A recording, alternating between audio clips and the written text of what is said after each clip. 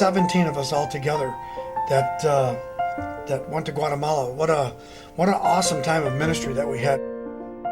We took I think it was like a 52-man passenger bus. A couple seats of the bus, we just loaded up with groceries, with eggs and soft drinks and soups and packages and tuna fish and all kinds of things that we had to get up to the mountain so we could survive up there for the 10 days that we were up there. We had the whole top of the bus was just loaded with luggage from front to back. I mean, we could barely fit our food supplies. So I just thank God we had the money to rent that bus, to have that kind of freedom, to make sure we could get everybody there, our food, our supplies, our clothing, even things we brought to give away to the people.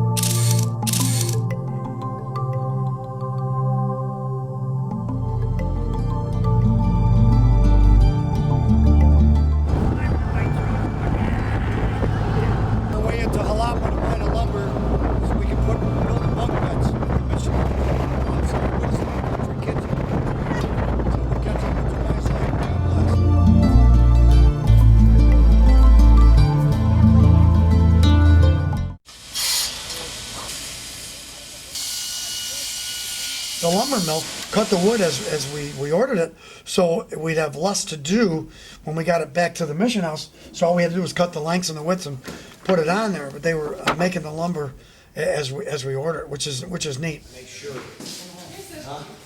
and keep it nice and tight. That's. No.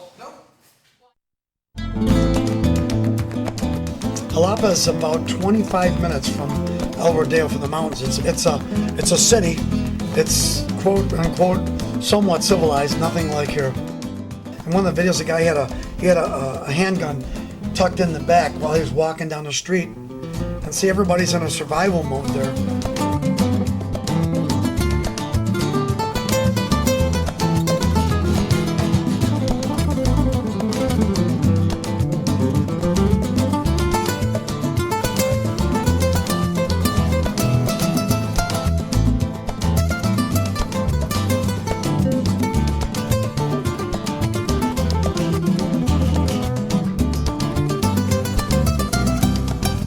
There's people that pretty much, a lot of them ride around on motorcycles. You'll see 3-4 people on a motorcycle. But that's how they transport everybody and everything.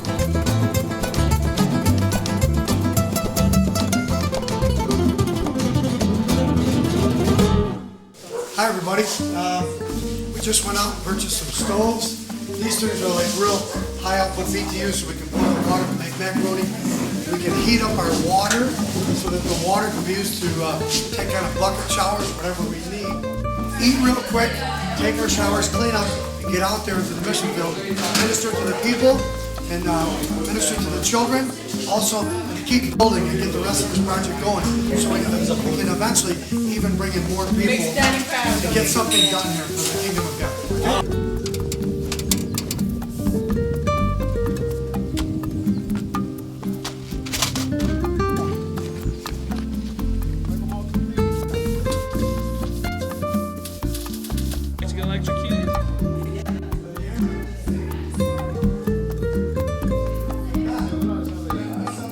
Mission house. Right now they're using it for the children's school. But if you look over here, me and Jeremy just put in a whole new panel, the electric. That's going to service the pump for the well pump to get water up here for the bathrooms. Inside here, this is going to be, that's the shower. That has to be tiled yet. The plumbing is there, but we got to finish tying it in. Okay, that'll be the shower. This area here is going to be like the kitchen sink area. Hey guys, back home. We're about 2 more courses of block. We'll be done. We're gonna pour the floor, and we're finished with this. They can start using the bathroom. This is a 2-stage. What we did was we put up the block, filled all the block up with cement, poured cement all the way in the back. Everything done by hand, mixed up. Matter of fact, I'm not a block layer by trade, but God used my hands and gave me some wisdom, and this is the most block I ever laid in my life. Actually, we built that sanitation hopefully big enough so when we build the school, so that when we start the school, we'll be able to run all the drainage into the sanitation pit. But that thing took, almost about a year and a half, because by the time we dug it, to the time we bricked it, to the time we poured the concrete, and then we put iron bars in there and rebar and poured a second deck. We're putting the final touches on the floor right now. You see how far we got it back. We got about 5 inches of concrete in there. Hold up with that barrel. Hold on. I'll tell you, it's about 100 easy 100 degrees in here, so this thing it'll dry up pretty quick. I'm ready to get a tube, get some Pepsi. Get it quick, man. I'll tell you, it's really hot and dehydrating in here. But we got to keep it pouring and get it going so we can just finish this off and be done with it. Pretty much tomorrow we're gonna have to just get all the tools together and clean up stuff and separate and organize and get another list going on what we're gonna have to bring back.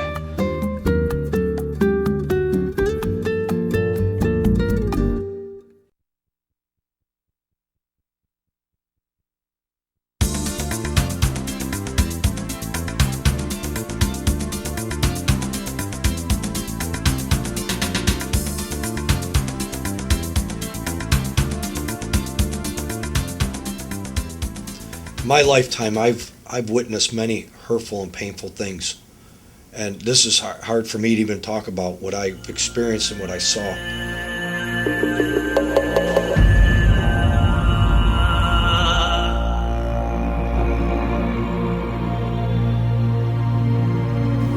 You know, for the first time that I went there, I saw on a video about the kids living in the dumps, and God inspired my heart to go there. And it took me probably about a year and a half to find out where these dumps were in the city of Guatemala. There's a major dump that's in Guatemala City, and that people actually live there. And when the trucks come in, the people swarm into the trucks, and they try to get everything that they can possibly get out of those trucks.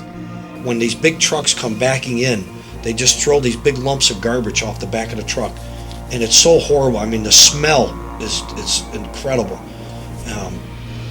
And what happens is they fight for the garbage so they can eat that day, you know, and they're pushing and shoving and just, I mean, it was horrible. I mean, almost getting run over by the big trucks, backing up, because the trucks, I mean, they just back up. They don't care if they run people over. I finally got a hold of these people, and they took me there. And when I went there, I asked if I can go down there and be with the people, and they said no, because there's a great chance that they'll kill you. And I said, well, I don't fear that, you know, to lose my life over the Lord, you know, for the Lord. And they said, well, no, we're not going to allow that because it upsets the people. And I couldn't understand why, so I questioned further to the administration that was over the dumps. And they said so many people come from the U.S. and Canada and other places, and they went into these dumps and they promised these people, you know, to get them out of the dumps, to put their children through school, and they took video shots with them and everything else, and they never came back. And that happened so many times, and it developed an anger and a hatred for missionaries to come in there because of the promises that were made.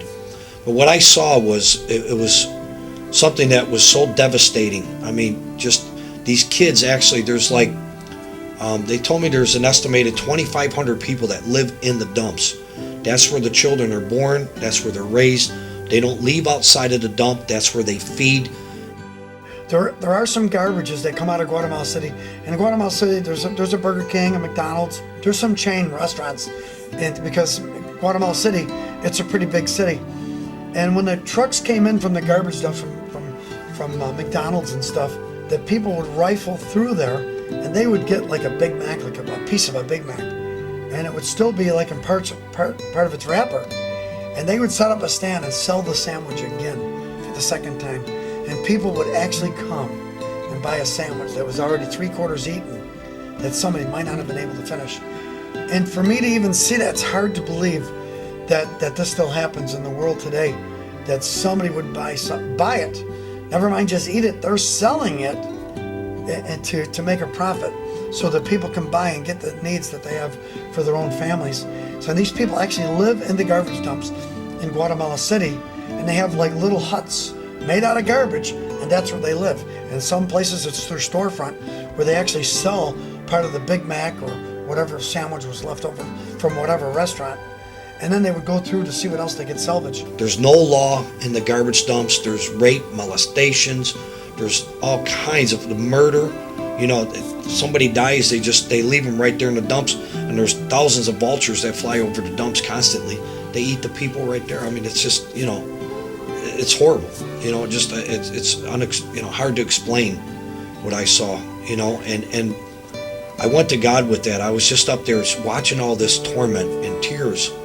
You know, and I knew I wanted to go there and do a feeding crusade, and I had a couple $1,000s in my pocket, and God told me, He says, I showed you this for a reason.